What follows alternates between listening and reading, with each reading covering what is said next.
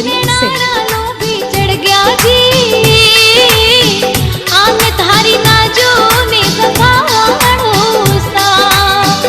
आने थारी नाजो ने सफाड़ो सा एक लड़ी ने डीजे करीम से परदेसा लेनारा लो भी बैठा जी आने थारी नाजो ने सफाड़ो सा आने थारी नाजो ने सफाड़ो सा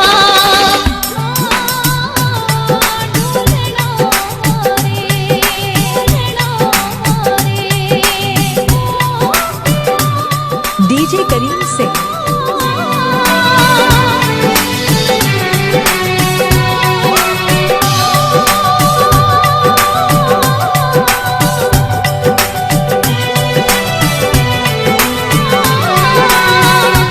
डीजे करीम से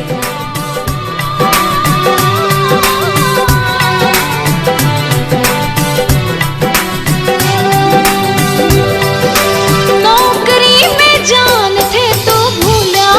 हिवड़ेरा राजा डीजे करीम से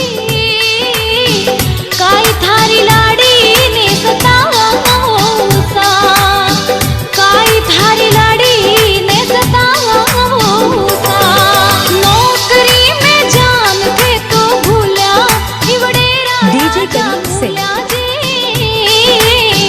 काई थारी लाड़ी ने सतावा सा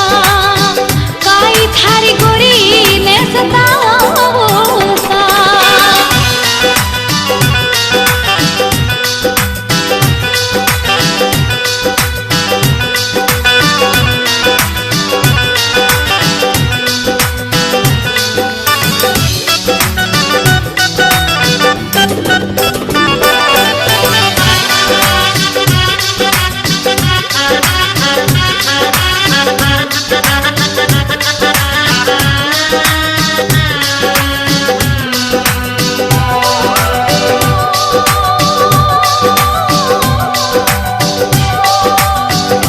घूंघटी रे माय धोड़ी पड़ गई बलम जी मारा पड़ गई जी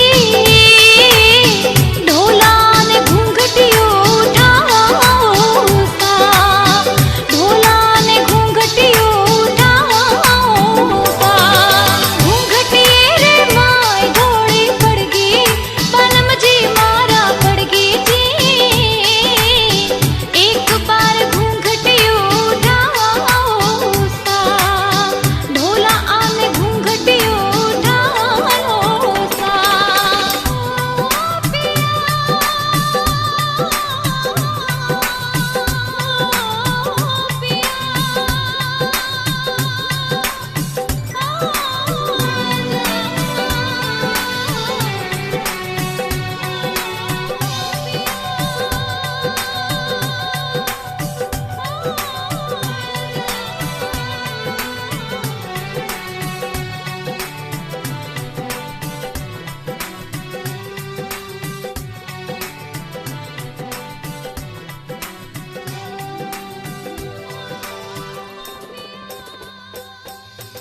डीजे करीम से